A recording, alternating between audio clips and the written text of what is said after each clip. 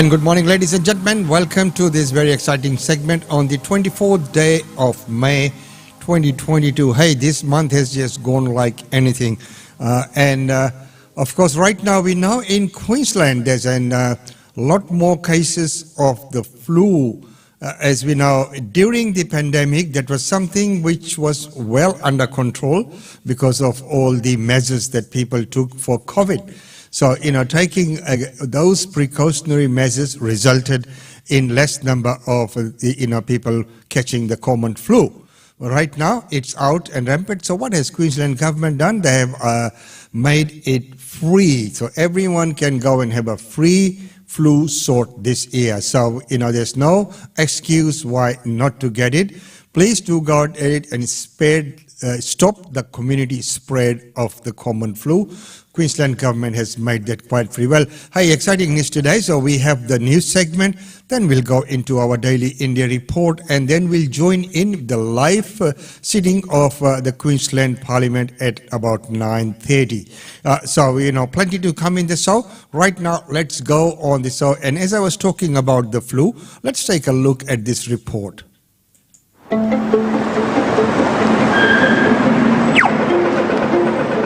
Halfway through 2022, cities across the country are coming back to life after years of drastic restrictions. I think broadly Australians are very pleased that we've been lifting restrictions progressively, and obviously those have been really valuable in terms of people's opportunity to socialise again, to travel again, and to feel free in their day-by-day activities. But I think at the same time we might be entering a period of relative complacency. Widespread community concern about rising COVID case numbers appears to be a thing of the past, but more people have died from COVID in Australia in the past 6 months than the past 2 years combined. There's a lot of transmission, and we're not going to be able to get that transmission back down to zero the way we used to be able to. So we do have to rely on vaccination, and we do have to get back to normal and concentrate on other things that are important. In the last 24 hours, more than 34,000 cases were reported.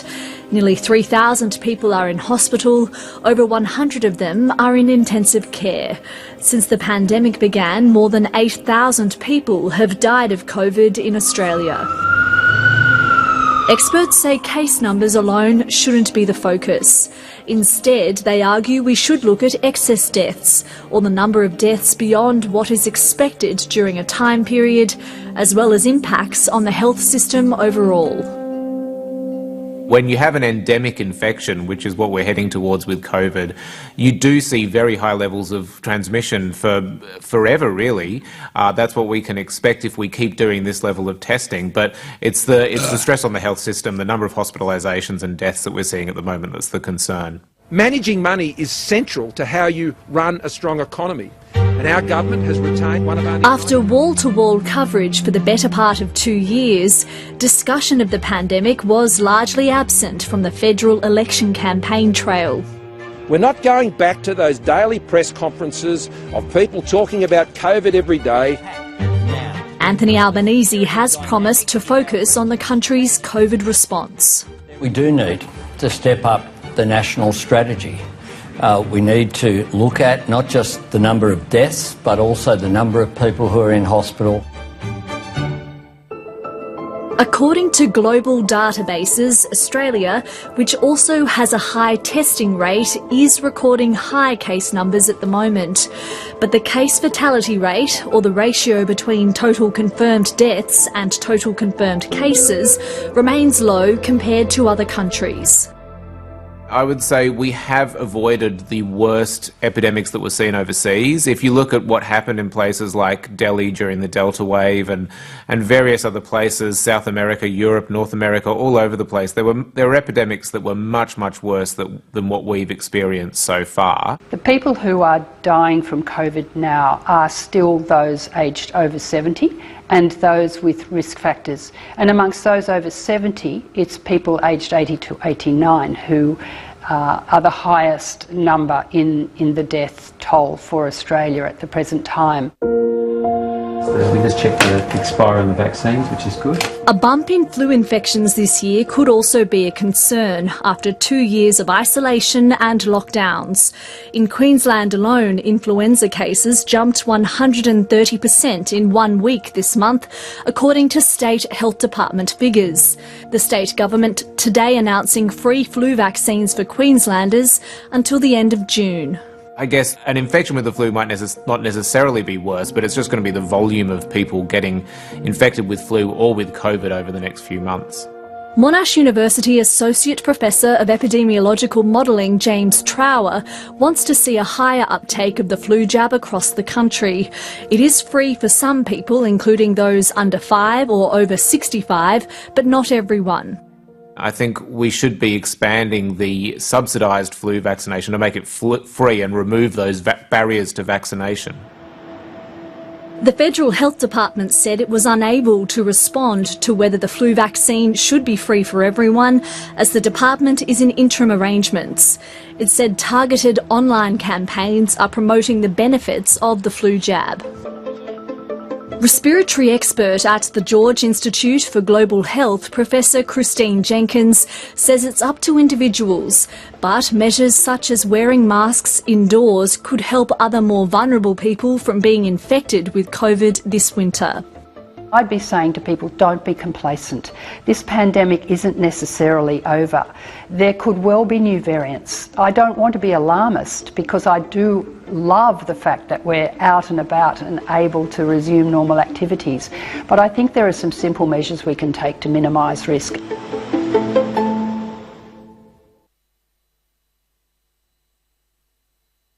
Of course, minimising the risk is what it's all about. And as per the report, and as I mentioned before, our Premier yesterday announced that Queenslanders would now have the free dose of the flu vaccine. Lucy Bannister is back at work after having COVID, then something a whole lot worse. It was so much worse than COVID, like 100 times worse. I wasn't expecting it. From tomorrow, Queenslanders will be able to visit their GP or pharmacy for a free flu shot. We need to do a preemptive strike now, as authorities try to prevent more people ending up in hospital with influenza A. Our hospitals will not be able to cope if we keep seeing this over the coming weeks and months. That's why we're taking this decision today. Miss Bannister welcomes the free flu jab move, wishing she'd got one weeks ago.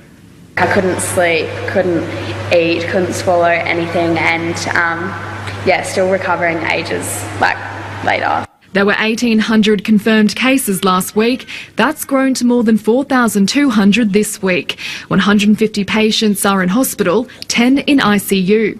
We are already at the admission rate that we were at the end of July in 2017. We expect in the next 2 to 3 weeks that our cases will end up at least doubling. So we could end up with hospitalisations well over 400 or 500 hospital admissions, and that won't be the peak. Calling it an unprecedented decision, the state government has budgeted $40 million for the rollout. I don't want anyone making the decision of not getting a flu shot this year because they can't afford it. We just can't afford that on our health system, and we can't afford that on our economy. Young people aged 10 to 39 years old are overrepresented in the cases, an age group with lower rates of flu vaccination.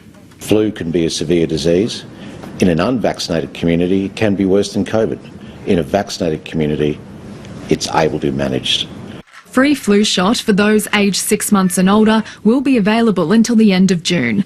Kate McKenna, ABC News, Brisbane. And isn't that a wonderful news? It's very good action there from our Premier because, rather early, and as the lady in the report said that she hoped that she could have got it earlier. I've got mine. I've got a thing here to say that. Please do go and get your the flu shots now that it's free. Until June. So, make sure you don't miss that cutoff date. Do and go and get it as a matter of agency. Well, of course, we have looked at the elections and we have seen the results, and we know that the Prime Minister is now in Japan. Everything's happening. So what happened? What did the voters think? Why did they do what they did?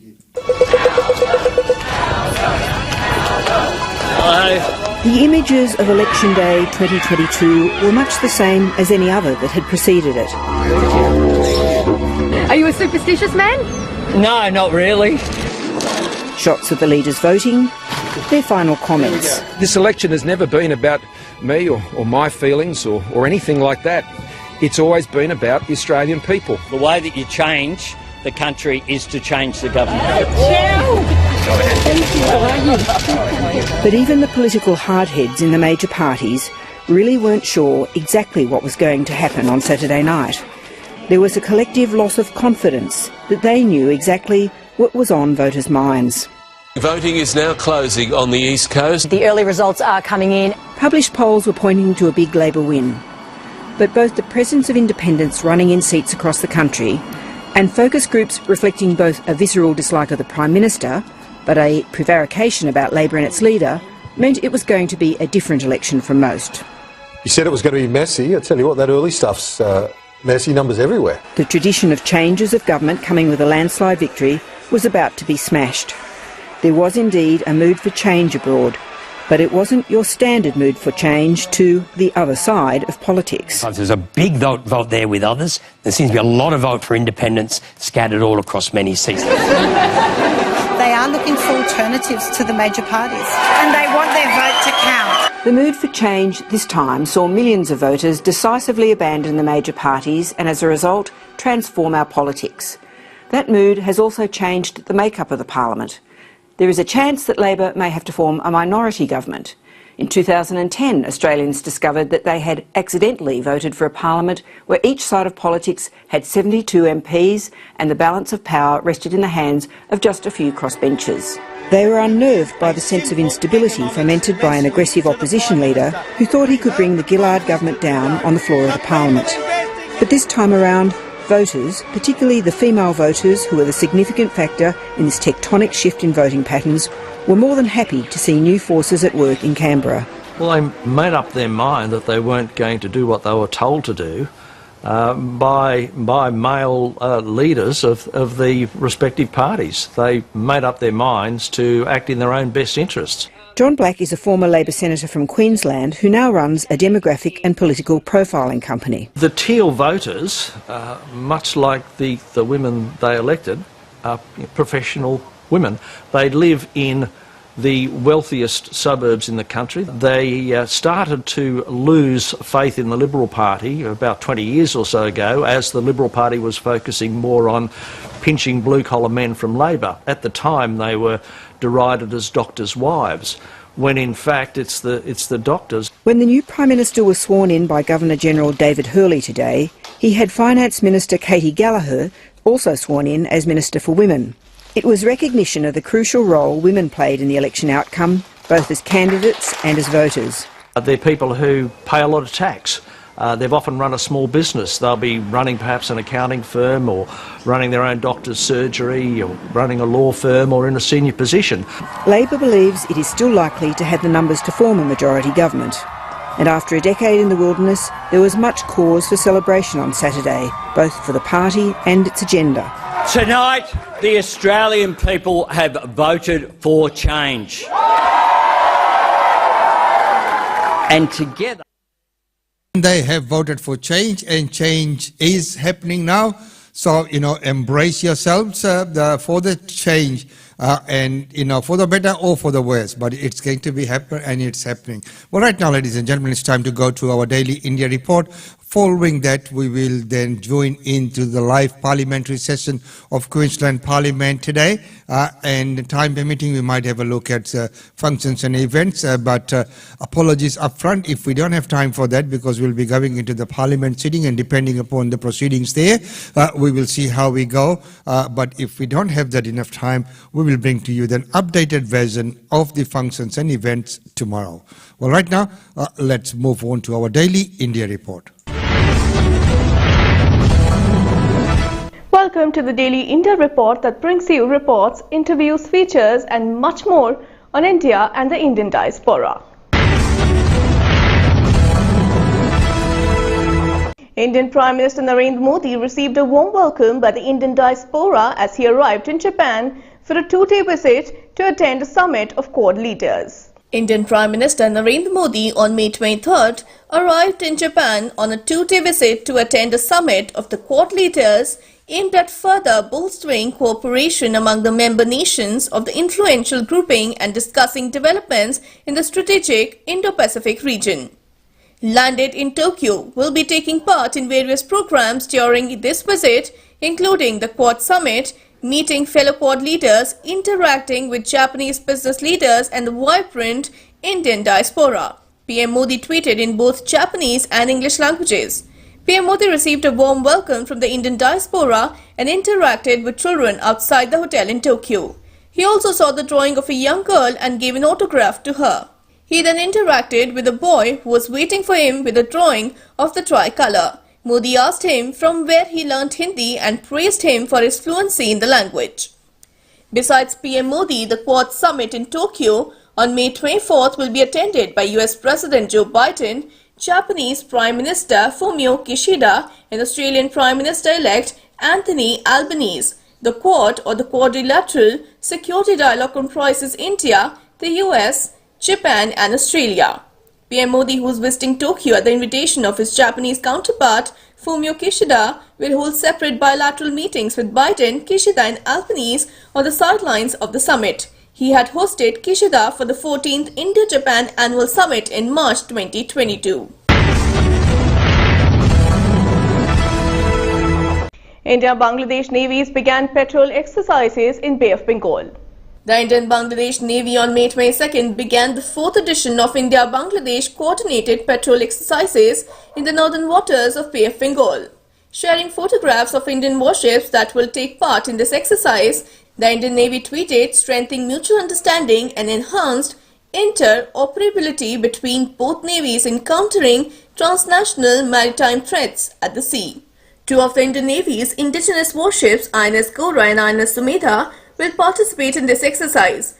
Bangladesh has deputed PNS Ali Haider and BNS Abu Etta. In addition, maritime patrol aircraft of both navies will undertake joint patrols along the international maritime boundary line, the Navy said. The naval exercises will take place over 2 days, 22nd and 23rd of May. Last time India and Bangladesh conducted CORPAT exercises was in October 2020. Meanwhile, the Indian Navy fighter pilots are expected to start flight trials of the Boeing FA-18E Super Hornet, which are carrier-based multi-role fighters, at the shore-based test facility at INS Hansa in Goa from May 23rd. The US-made fighter is one of the contenders for 26 to be commissioned to serve aboard indigenous aircraft carrier INS Vikrant. It is understood that the two fighters of the US Navy will land at INS Hansa towards the end of this week to take off from the 283-meter mock-up deck of India's sole aircraft carrier INS Vikramaditya. The carrier will finish a big overhaul and become operational next month.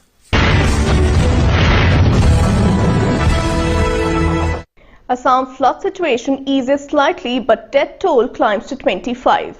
Floods in Assam have affected nearly 7.20 lakh people across 22 districts. According to the latest reports, almost 25 people have so far lost their lives in deluge and landslides, the Assam State Disaster Management Authority has said. It added on May 22nd that 91,518 affected people are currently launched in 269 relief camps across the state. Besides, the administration has also set up 152 relief distribution centers.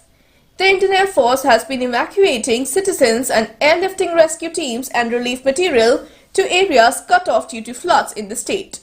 The districts that continue to remain affected by the floods were Bharpeta, Biswanath, Kachar, Tarang, Dhemaji, Dhubri, Golpara, Golaghat, Hailakandi, Hojai, Jorhat, Kamrup, Kamrup M, Karbi, Anklong West, Karimganj, Lakhimpur, Majuli, Morigaon, Nagaon, Nalbari, Sonitpur and Udalguri.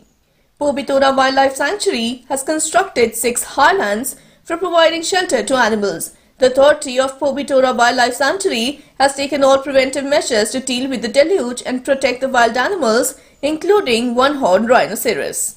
The wildlife sanctuary, located in central Assam's Morigaon district, is home to 107 rhinos.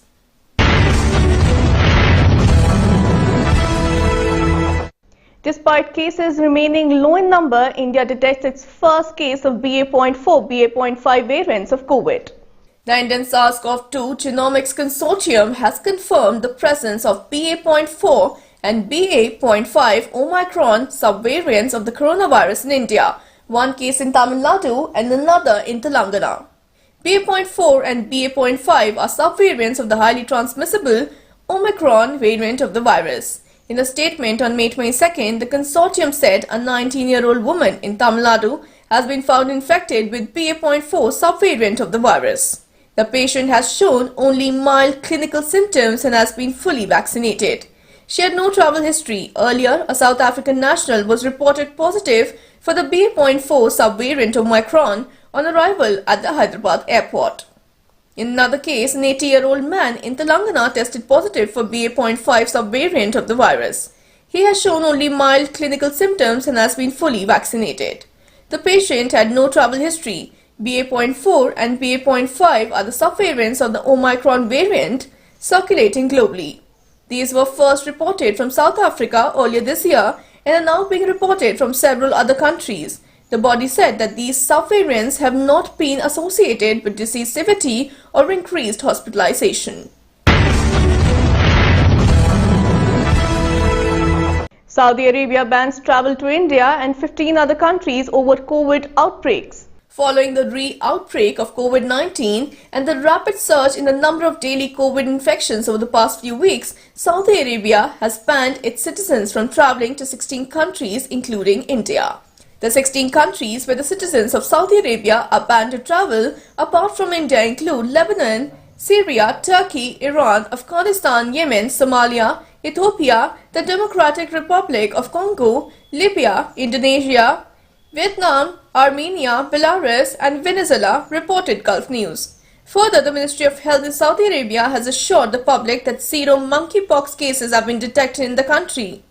Abdullah Siri, the Deputy Minister of Health for Preventive Health, has said that the kingdom has the capability to monitor and discover any suspected monkeypox case and also to fight against infection if any new cases emerge. Until now, cases of transmission between humans are very limited and therefore the possibility of any outbreak occurring from it, even in countries that have detected cases, are very low, he added. Meanwhile, the World Health Organization has confirmed 80 cases of monkeypox in 11 countries and said that they are working to better understand the extent and cause of the outbreak. In a statement issued on Friday, the WHO said the virus is endemic in some animal populations in a number of countries, leading to occasional outbreaks among local people and travelers. Heavy rain slashed parts of North India. Delhi reels under power blackout and flight chaos. Several parts of the Indian capital Delhi and nearby areas witnessed power blackouts due to heavy rain accompanied by strong winds early on 23rd May morning. The bad weather also affected flight operations at Delhi's Indira Gandhi International Airport, with several airlines requesting passengers to check on their flight status before heading to the airport. The Indian Meteorological Department Parliament House bells are ringing, so very soon we'll be joining into the live session there. Capital region a few more hours. The airport authorities have requested the passengers to contact the airline concerned for updated flight information. Due to bad weather, flight operations at Delhi Airport are affected. Passengers are requested to get in touch with the airline concerned for updated flight information, Delhi Airport tweeted. Strong winds and heavy rain uprooted trees in parts of Delhi, which resulted in roads getting clogged. Heavy rains also lashed parts of Uttarakhand and Himachal Pradesh states.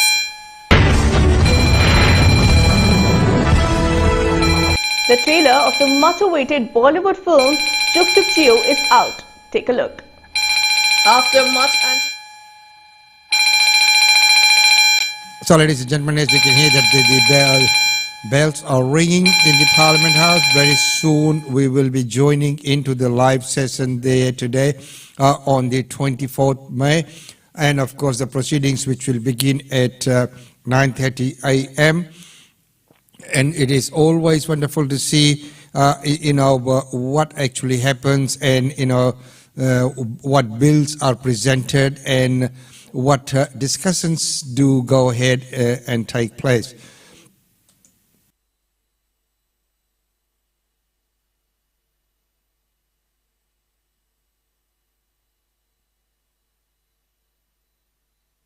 We're right on time, so very soon, as soon as the proceedings begin, we will join in.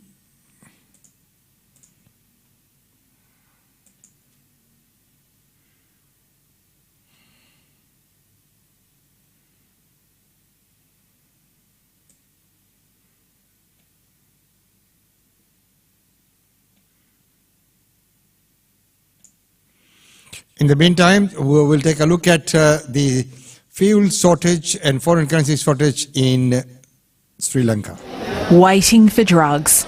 Hope fades in this state-run cancer hospital on the outskirts of Sri Lanka's capital, Colombo. Before we at least had some hope because we had the medication, but now we're really scared. We're really helpless. We don't have money to take our child abroad for treatment either. Our lives are at risk. We are always living in fear. We don't know whether we'll have medicines or not. Without medicines, doctors are being forced to postpone life-saving medical tests and surgeries. They warn the drug shortage could become its own death sentence. In this country to have two of the world's oldest continuing living cultures in Aboriginal and Torres Strait Islander peoples whose lands, winds and waters we all now share. Honourable members, I have to report that I have received from Her Excellency the Governor a letter in respect of assent to certain bills. The contents of the letter will be incorporated in the record of proceedings. I table the letter for the information of members. Are there any matters of privilege? Honourable members, on the 20th of May 2022 I tabled 3 rulings regarding matters of privilege. A ruling relating to a complaint by the Treasurer alleging that the members for Madrabar and Mogul deliberately misled the House during a motion on the 30th of March 2022. A ruling relating to a complaint by the Minister for Resources alleging that the member for Condamine deliberately misled the House during matters of public interest on the 24th of February 2022. And a ruling relating to a complaint by the member for Toowoomba North alleging that the member for Logan deliberately misled the House during a debate on a bill on the 12th of October 2021. I ruled that all 3 matters did not warrant the further attention of the House via the Ethics Committee. I now refer to all of these matters, that if any member wishes to exercise their rights and respect under those understanding orders related to those matters, that they should do so immediately, identifying the matter. Honourable members, pursuant to section 83(2) of the Electoral Act 1992, yesterday, the 23rd of May 2022, I issued a writ for the election to fill the vacancy in the membership of the Legislative Assembly for the electoral district of Callide. The vacancy results from the resignation of the former member on the 29th of March 2022, which took immediate effect. I advised that I tabled the relevant correspondence yesterday. I also advised the House that the key dates are Friday the 27th of May 2022 to be the cut-off day for electoral rolls for the election, Tuesday 31 May 2022 to be the cut-off day for the nomination of candidates for the election, Saturday the 18th of June 2022 to be the polling day, and Wednesday the 20th of July 2022 for the return of this writ. Honourable members, I've received advice from the member for Burdekin, Mr Dale Last MP, and from the member for Condamine, Mr Pat Weir MP, as to their absences from the sittings of the House this week. The members' notifications comply with Standing Order 263A. And finally, honourable members, I wish to advise that we will be visited in the gallery this morning by students and teachers from Narangba Valley State School in the electorate of Kawangbar, Callum Vale Community College in the electorate of Algester, and Mater Dei Catholic Primary School St John's Wood in the electorate of Cooper. Are there any appointments to be announced? Will the clerk read the list of petitions lodged?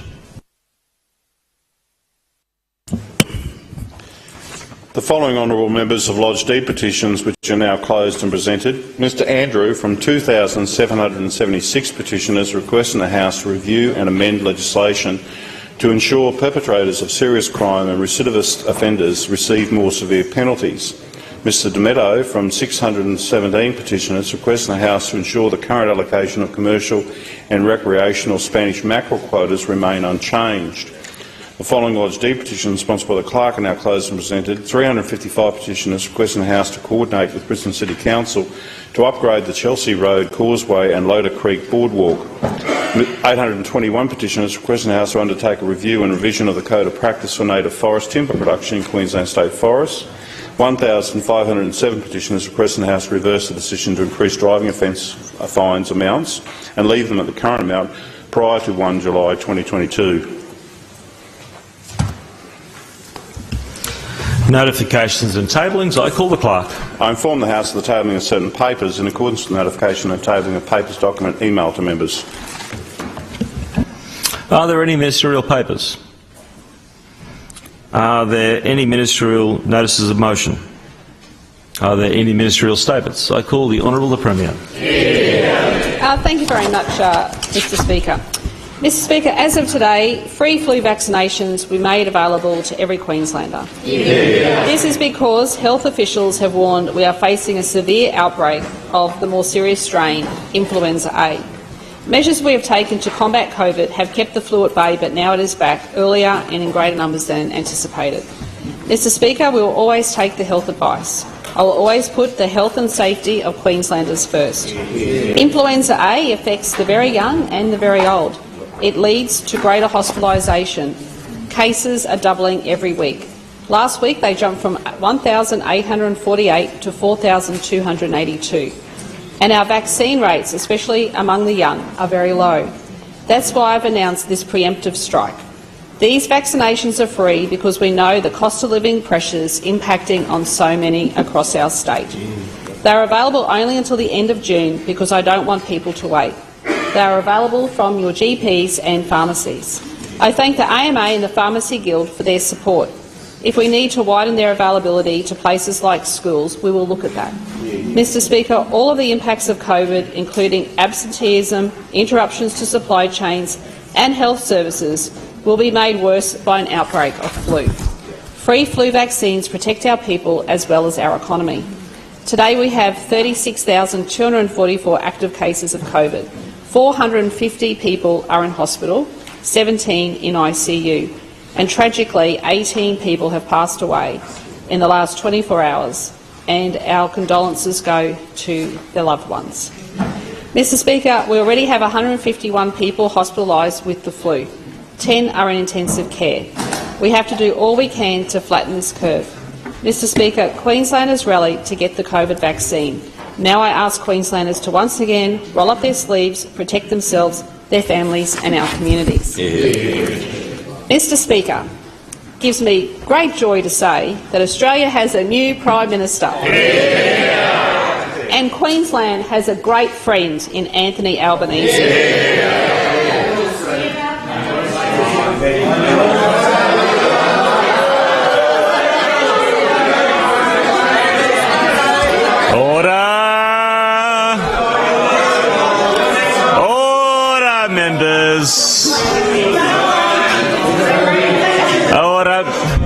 Member for McConnell, member for Kawana.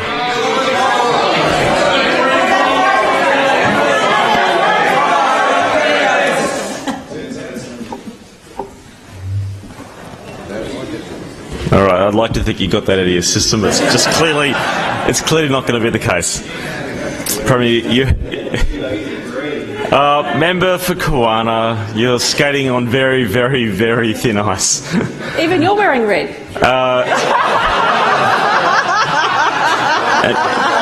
Premier, the ice is also thin on that side. Premier, you have the call. You have the call. You're wearing it, Ryan. Albo has a long association with this state. In fact, except for those 3 nights a year when Origin is played or when his beloved Rabbitohs are in town, Anthony Albanese might as well be an honorary Queenslander. He gets our large decentralised state, and I'm so looking forward to working with him to get Queensland's fair share. Mr Speaker, our government is here for every Queenslander, regardless of how they vote. Having Anthony Albanese as Prime Minister will be a breath of fresh air. I know we can work together to focus on growing jobs for our growing state. We know the dignity of having a job and being able to put a roof over your head and food on the table for your family. Mr Speaker, people know the difference between a state election and a federal one. But if there is a lesson to be learned...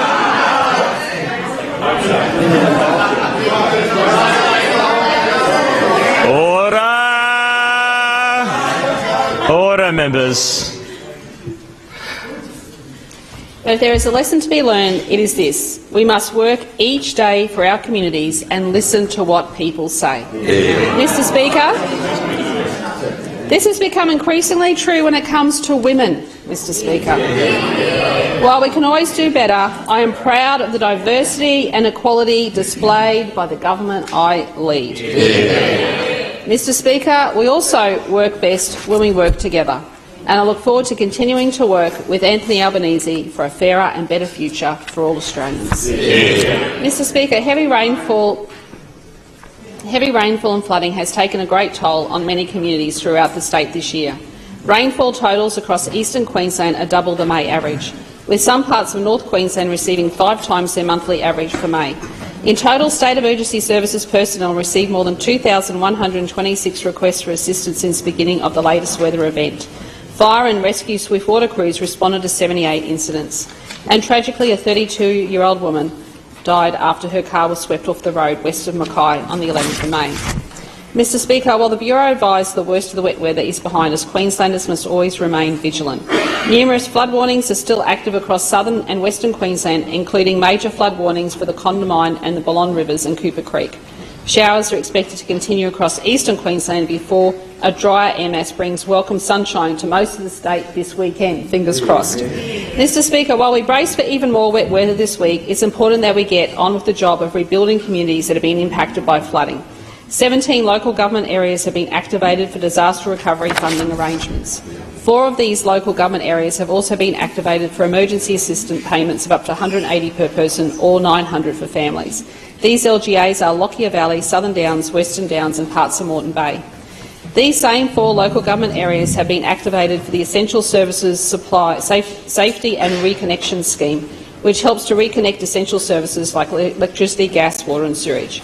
In addition, 672 damage impact assessments have been undertaken across hard-hit areas, including Gympie, the Lockyer Valley, Moreton Bay and the Southern Downs Regional Council area. The Queensland Recovery Authority and Queensland Fire and Emergency Services will continue to assess properties this week. Mr Speaker, there's no doubt it's been a challenging start to the year with 3 major flooding events already in 2022. But I can assure Queenslanders we'll be with them every step of the way as we continue to rebuild and recover. And this week I urge everyone to please monitor the weather, drive to the conditions and, if it's flooded, forget it. And finally, Mr Speaker, a multi-million-dollar promotional blitz has begun in 3 states in an effort to lure more interstate tradies to Paradise to help with Queensland's flood recovery efforts. Today I can update the House that our Tradies in Paradise campaign is being promoted across a range of targeted advertising platforms, as well as to spectators at AFL games in South Australia, Western Australia and Victoria. We want to encourage more cabinet makers, carpenters, electricians, gas fitters, plasterers, plumbers, tilers and other construction trades, architects, certifiers, designers, building engineers, planners and surveyors to move to Queensland and continue the rebuilding efforts. While we are encouraging tradies to come for at least 8 weeks recovery work, we're hoping our long pipeline of major infrastructure projects in the lead-up to Brisbane 2032 might just make them decide to trade up to Paradise and stay in Paradise forever.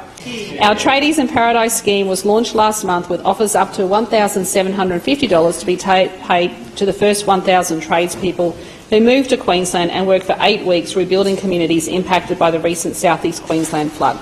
I can also advise the House that the first people who answer the call and have completed 8 weeks' work are now able to submit their incentive payment applications via the website. Mr Speaker, if you're a tradie, we want you. Come to Queensland. We promise you'll love it. Yeah. I call the Deputy Premier, Minister for State Development, Infrastructure, Local Government and Planning, and Minister assisting the Premier on Olympics infrastructure. Thank you, Mr Speaker. Firstly, I'd like to join the Premier in welcoming the new Anthony Albanese Labor government. I know that they will be a government who will deliver for Queenslanders and work with Queensland instead of fighting with us. Mr. Speaker, one of the most exciting growth stories in Queensland today is that of our marine industry in the state's far north. Cairns is well established as one of Australia's and the world's leading hubs for the maintenance, repair and overhaul work that keeps vessels shipshape. The Palaszczuk government has helped to ensure the Cairns Marine Precinct is recognised globally as a destination for national and international vessels of all sizes. We are now working to secure the precinct's future, industry growth and more jobs, thanks to a $150 million Queensland Government funding commitment. This will be matched by the incoming federal Labor government, making it a $300 million upgrade.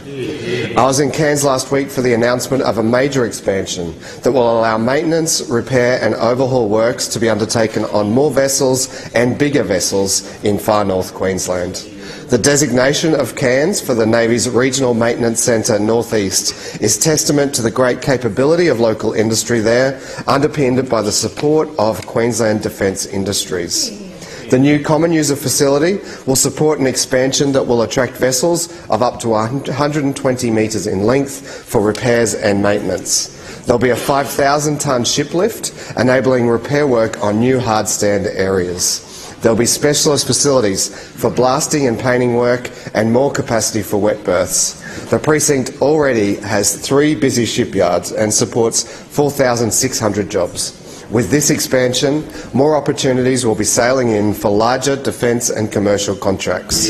Cairns is one of the few Australian ports offering both in-water and land facility expansion for the Department of Defence. It's also home to Queensland's only operational Navy base. The Queensland Government already understands the great potential this project holds for the Cairns economy. We've already made a separate $30 million investment in the precinct. Now, with the partnership of the Australian Albanese Government, we can take the next step.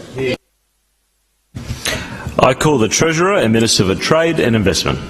Speaker, after 9 years of cold shoulders and raw deals from Canberra, Australia now has a federal Labor government that will finally listen to Queensland. And that is, Speaker, a federal Albanese Labor government. A federal Labor government that understands properly funding childcare. A federal Labor government that understands properly funding aged care. A federal Labor government that understands properly funding support for veterans and disability services. And a federal Labor government that understands properly funding education, skills and training and public hospitals and health care. And be assured, Speaker, we will be calling on the federal Albanese Labor government to do all that and more when it comes to delivering Queensland's fair share. Speaker, we know our nation faces challenging times, an uncertain international environment both in Europe and to our north, cost pressures on working families, unprecedented demand for housing and health services, and a federal budget left with $1 trillion of LNP general government debt. Speaker, when we call on Canberra to back Queenslanders, we will get a fair hearing that has been absent for 9 years. And Speaker, the Albanese federal Labor government can also look to Queensland for what can be achieved in difficult times. Nation-leading job creation, lower debt and deficits, higher economic growth and a skilled, diversified, resilient economy. Speaker, the hard work of Queenslanders over the last 2.5 years provides a clear path forward for all of Australia, and we look forward to better times under a federal Albanese Labor government. I call the Minister for Education, Minister for Industrial Relations and Minister for Racing. Thank you, Speaker, and I'd like to join the Premier and others on congratulating our new Prime Minister, Anthony Albanese, and the great federal Labor team. I look forward to working with the new Labor government to deliver for Queenslanders, and I am pleased to hear work has begun on the Employment Summit, which will include addressing casualisation and insecure work. Speaker, every single worker deserves governments that at all levels who support and protect them, especially from high cost of living increases. I am pleased to say Queenslanders have had this at a state level since 2015, and I am proud of the nation-leading industrial relations reforms we have delivered, taking decisive action for Queensland workers where the Morrison federal government failed to do so. Speaker, in 2017 we legislated Australia's first paid family and domestic violence leave. Finally, action will be taken on a federal level by making this important entitlement a national employment standard. And when it comes to tackling worker exploitation, we have led the nation on a number of fronts. In 2018, we established Australia's first labour hire licensing scheme.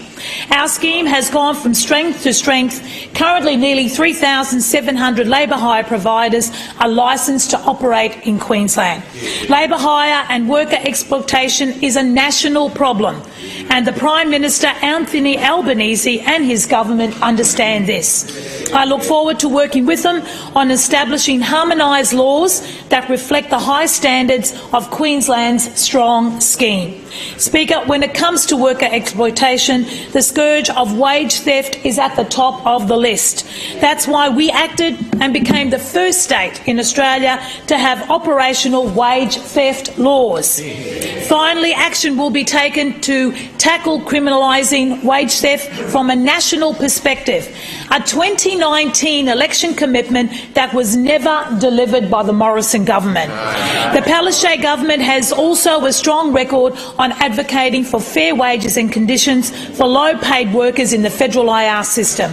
That's why we are supporting a minimum wage increase that keeps up with the cost of living and increases to wages in the aged care sector.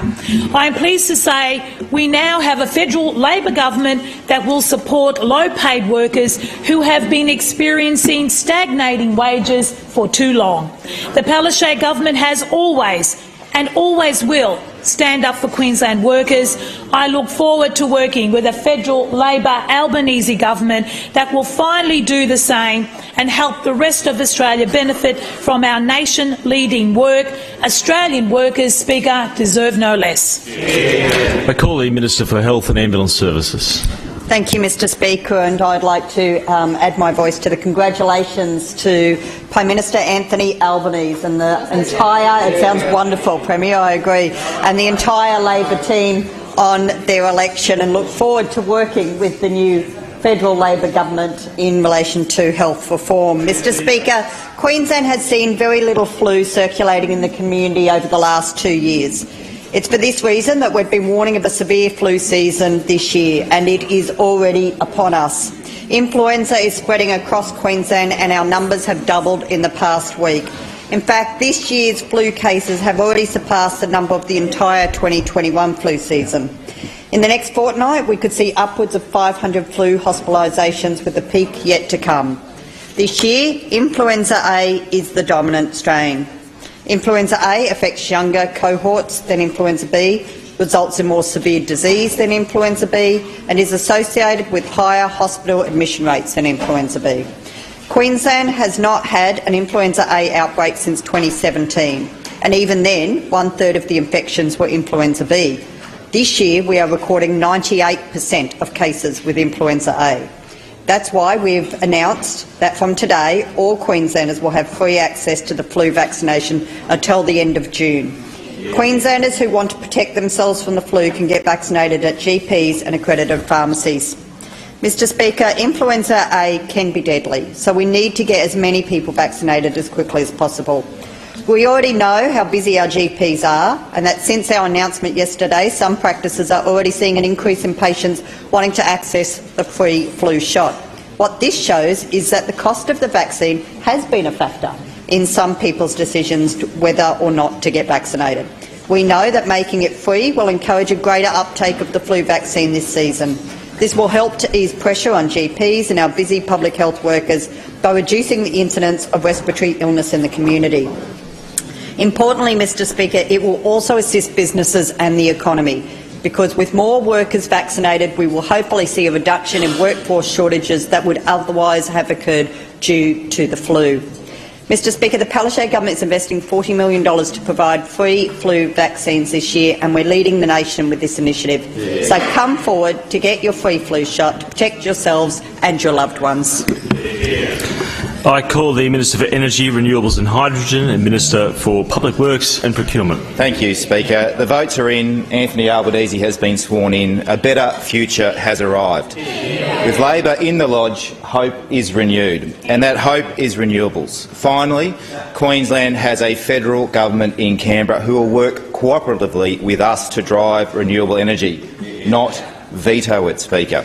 There is no stronger partner in renewables than Queensland. This government has delivered 50 large-scale projects generating more than 3,000 megawatts of clean energy, meeting more than 20% of our energy needs. We have the highest levels of rooftop solar uptake in the world, a zero-emissions vehicle strategy and the electric superhighway, hydrogen partnerships with Japan, South Korea and now with Europe, and a tri-state hydrogen superhighway agreement. We also recognise you can't be serious about renewables if you aren't serious about energy storage, which is why this government is delivering nation-building, game-changing pumped hydro schemes at Kidston in the north of Queensland and Barumba south of Gympie. Close to 3,000 jobs, Speaker, and 1.25 gigawatts of reliable dispatchable power to secure our future energy system. We're delivering a big battery blitz across the state with 400 megawatts in the pipeline from Townsville to Toowoomba. And, Speaker, that's just what Queensland has achieved going it alone in the absence of federal leadership. And now the fossil fuel dinosaurs of the LNP are extinct from government. The renewable energy doors are wide open, Speaker. We will deliver more energy projects, putting further downward pressure on power prices because, Speaker, the Albanese government will invest $20 billion to modernise Australia's transmission system. We will accelerate our clean transport future and help more Queenslanders and Australians behind the wheel of electric vehicles because Labor will introduce an electric car discount and close the gaps in charging infrastructure. We will see hydrogen-powered trucks traverse our major Australian freight routes because Labor will work with the states on 16 refuelling stations. We will make batteries here with all the critical minerals in the northwest of Queensland because Labor will onshore battery manufacturing so Australia is a renewable energy powerhouse, not just a raw materials supermarket. Together, the Palaszczuk and Albanese governments will shore up the grid with reliable, clean energy that's Australian-made from top to bottom, and that, Speaker, will power a better future for all Australians. I call the Attorney-General. Speaker, last year women across the nation marched demanding justice and safety.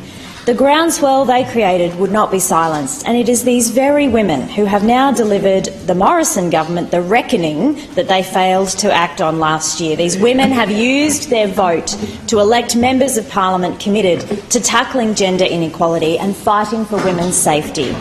They have elected a government, an Albanese Labor government, that will deliver outcomes for women and girls. The Albanese government will make it easier for families, and in particular working mums, to re-enter the workforce with affordable childcare. We know that during COVID-19, more women lost their jobs than men, and they overwhelmingly shouldered the majority of additional caring responsibilities.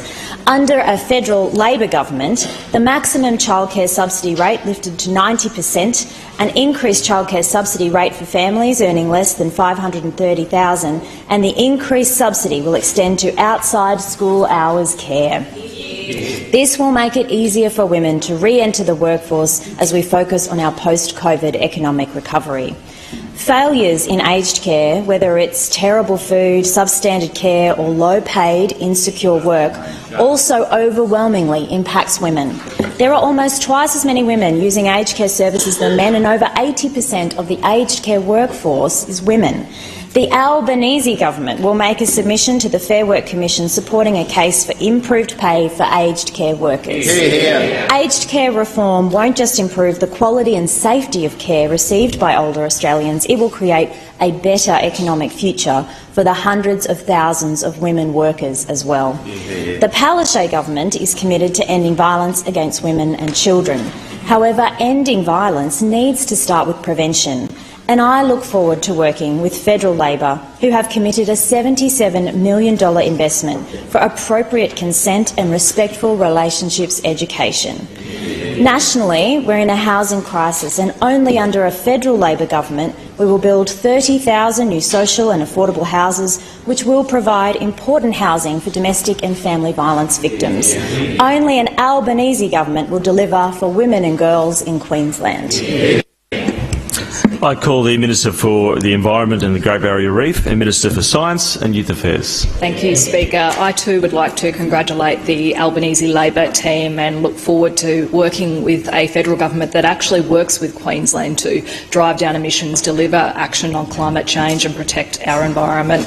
Speaker, I'm pleased to update the House that Queensland has been recognised as Australia's leading carbon farming state in a first ever national assessment and report led by the Carbon Market Institute. The recently released Carbon Farming Scorecard highlighted the Palaszczuk government's groundbreaking Land Restoration Fund, strong policy initiatives and ongoing partnership with key stakeholders.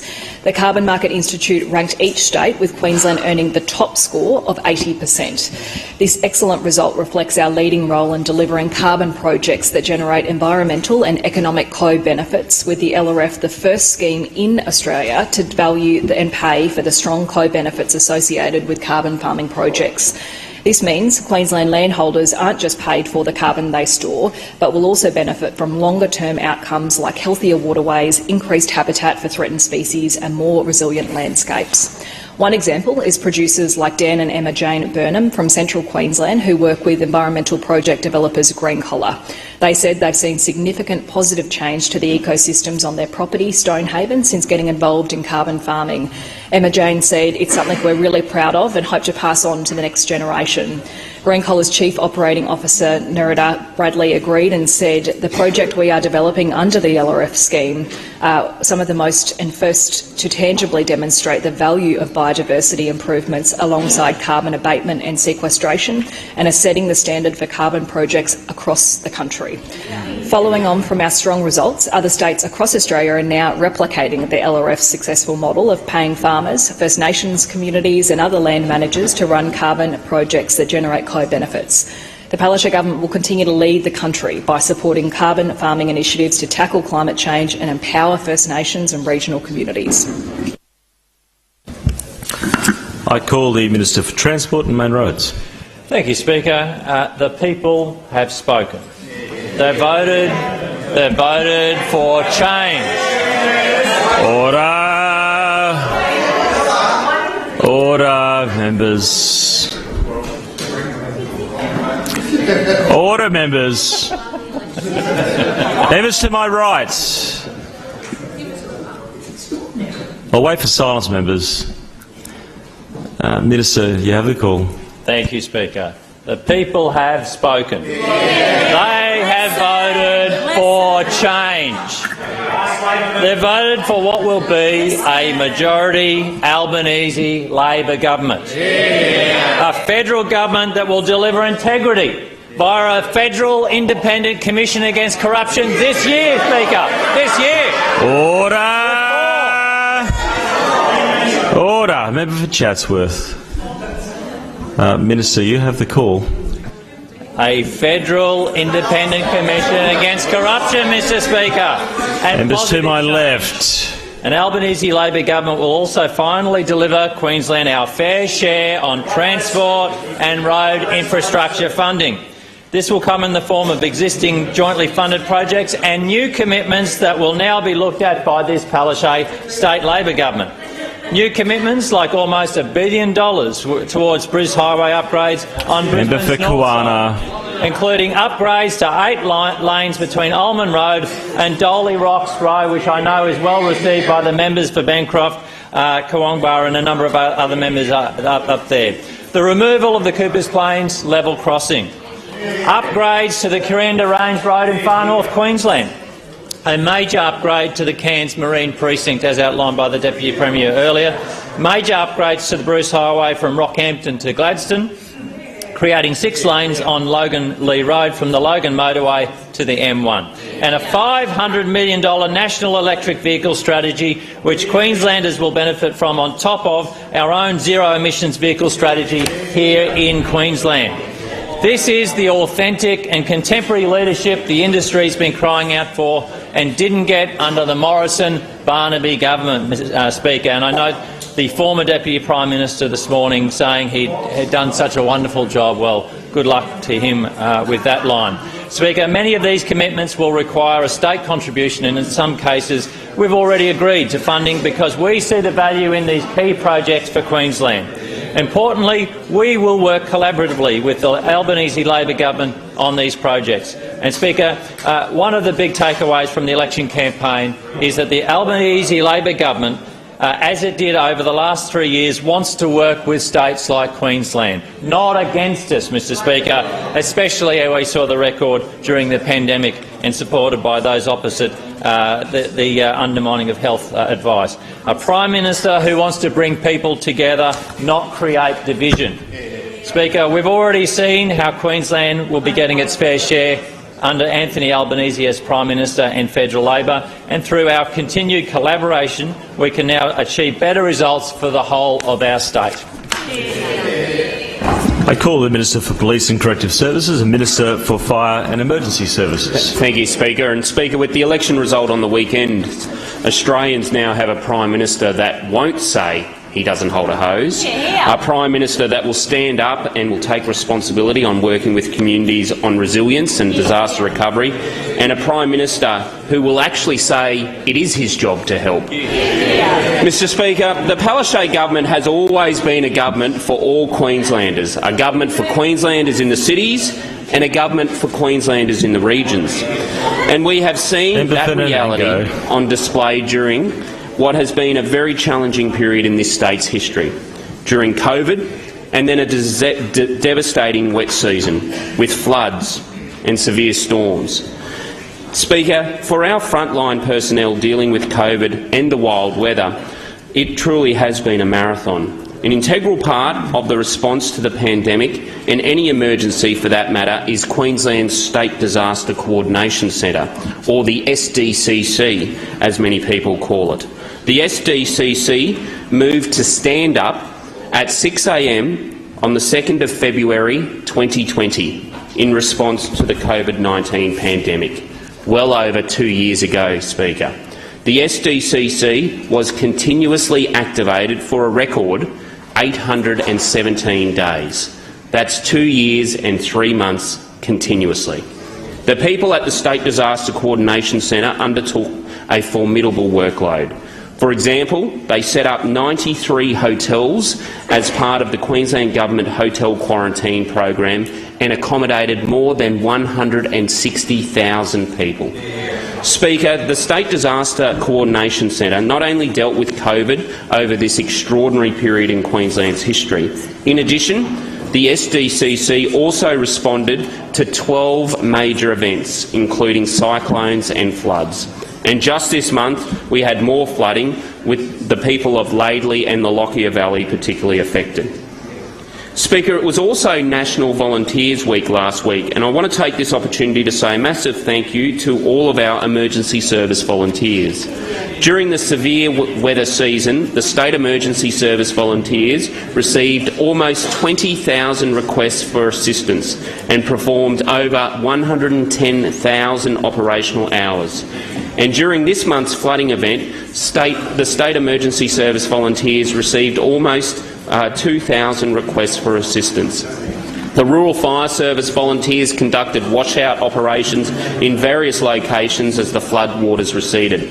And the Fire and Rescue Service crews conducted nearly 20,000 damage assessments, and Swiftwater Rescue crews responded to more than 1,200 incidents. Speaker, after 800+ days of continuous operation, the State Disaster Coordination Centre finally stood down on the 29th of April this year. I want to particularly thank all of those involved at the State Disaster Coordination Centre, including State Disaster Coordinator, Deputy Commissioner Steve Golczewski, who led this dedicated team throughout these troubled times. Speaker, the workers, the volunteers, the emergency service personnel who support this State Disaster Centre are true Queenslanders, standing up for Queenslanders, helping them in their time of need. I call the Minister for Resources. Thank you, Mr Speaker, and good morning.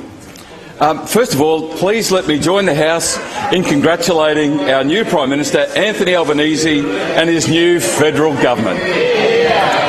Mr Speaker, as Resources Minister, I'm excited to have the opportunity to work a federal government that's focused on Queensland jobs as much as what the Palaszczuk government is. One of those major job-creating sectors in the coming decades will be, of course, our new economy minerals. In the lead-up to the previous election on the weekend, our previous Prime Minister named Western Australia as his partner of choice for the new economy minerals. Well, how did that work for him on the weekend?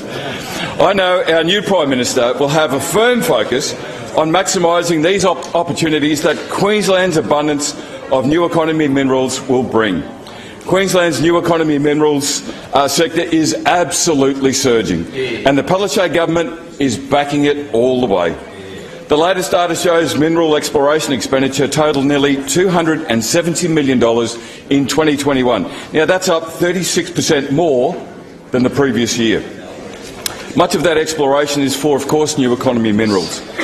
In Queensland's exploration is up by more than half for copper over the year, and the hunt for nickel and cobalt is well and truly on. These minerals are vital to a renewable energy revolution, necessary for both energy generation and, of course, storage. The Palaszczuk government is fuelling the search by providing high-quality and accessible geological data to explorers, and we know it's free. And we're supporting them to find new economy minerals and deposits as well. Last month, we published the results of the first state government-commissioned airborne gravity geophysical survey, covering more than 4,700 square kilometres of land north of Cloncurry. And the first of the 13 recipients in our latest round of exploration grants has hit the ground running. Hammer Metals has completed drilling at its Mount Phillip hematite project in northwest Queensland. Other recipients will be following suit over the coming field season. Mr Speaker, vanadium is the new economy mineral with significant potential in large-scale energy storage batteries and is a component in the steel-making process.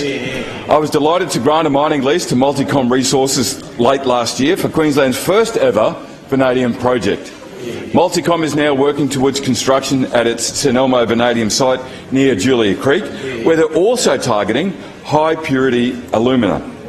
And the Palaszczuk government just doesn't want to mine vanadium. Well, we want to create long-term, well-paid jobs for Queenslanders through vanadium processing as well as manufacturing. In Townsville, we're working with proponents to establish a suitable site for a demonstration-scale common use of vanadium processing facility to kickstart the industry in the north.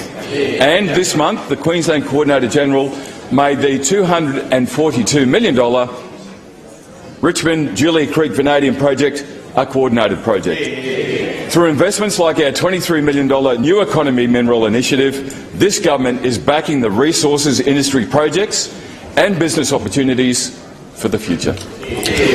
I call the Minister for Children and Youth Justice and Minister for Multicultural Affairs. Thank you, Mr Speaker. Mr Speaker, Queensland is one of the most culturally diverse places in the world. Queenslanders from all backgrounds have helped shape our state and contribute to our future. Cultural diversity is one of our greatest strengths as a state and as a country. It supports our diverse economy, particularly through the countless small businesses run by Queenslanders from culturally and linguistically diverse backgrounds. As everyone in this chamber knows, small businesses are the backbone of Queensland's economy and indeed nationwide, with 97% of Queensland businesses being small business. Migrant small business owners make a significant contribution to this data, with national data showing 1 in 3 Australian small businesses are owned by migrants.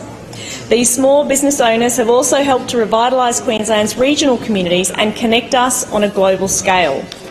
Small business continues to be a key focus for our government as we seek to help build inclusive, connected and thriving communities for all. As the Minister for Multicultural Affairs, one of my priorities has been to work with my colleague, Minister Di Farmer, and support the Department of Employment, Small Business and Training's Mentoring for Growth program, which is celebrating its 20th year of operation in 2022. We are proud to support this program, which gives small business owners free access to business experts to discuss a range of business issues tailored specifically to their needs. With the help of our incredible network of community service providers and leaders in the multicultural community, we have assisted the Department of Employment, Small Business and Training to connect with culturally diverse communities. They are recruiting, training and developing mentors to join their team of more than 300 small business experts from across the state. And we know people from migrant or refugee backgrounds can face additional barriers to starting and operating small businesses. And we know that better access to information, networking and local market knowledge can be their keys to success. Our vision is for migrant or refugee small business owners in Queensland to step out onto a level playing field alongside the broader small business sector. We want to ensure they have every opportunity to succeed. Through our work, we've been able to better understand the barriers and the opportunities migrant small business owners face. And we also want to learn how the Mentoring for Growth program can continue to benefit them even more, both as a mentor and mentees. I had the pleasure last week of opening the Multicultural Small Business Expo in Brisbane for my colleague Minister Farmer, and I heard incredible stories from migrants who, through hard work and perseverance, have established successful businesses in Queensland and met with proud mentors who are participating in the Mentoring for Growth program. This included Pushpa, who has been a mentor for 14 years. They're now proudly making valuable contributions to the community and our economy by providing employment opportunities, sharing their rich heritage and supporting other small business owners from around the world. As just one initiative supporting small businesses in Queensland, I have no doubt the Mentoring for Growth program will continue to have a positive impact on many small businesses, including those from culturally and linguistically diverse backgrounds, and look forward to continuing to work alongside my colleague, Minister Farmer, to make sure that they can reach their potential. Is there any other government business? Are there any personal explanations? Are there any reports to be tabled? Are there any notices of motion? Honourable members, I wish to welcome to the public galleries today the delegation from the Far North Queensland Regional Organisation of Councils, led by FNQ Rock Chair Michael Kerr, Mayor of... So, ladies and gentlemen, that's about all we have for you. We were waiting for that multicultural business and communities announcement from Minister Leanne Linnard. Now she has spoken, so we'll take a recess now until tomorrow. It's been wonderful having your company. You can go back and watch the full series on our Facebook page or our YouTube channel as well. Well, ladies and gentlemen, tomorrow we will have the 9 o'clock news, and at 10 o'clock we'll have the real estate update with Usha Chandra as well. So until then, it's goodbye from home. And I hope you've enjoyed today's session, and especially the announcement of the new federal government in the Queensland Parliament House and how it was received. Rather lively deliberations happening there. Well, until tomorrow, it's goodbye from us. It's always wonderful to have your company.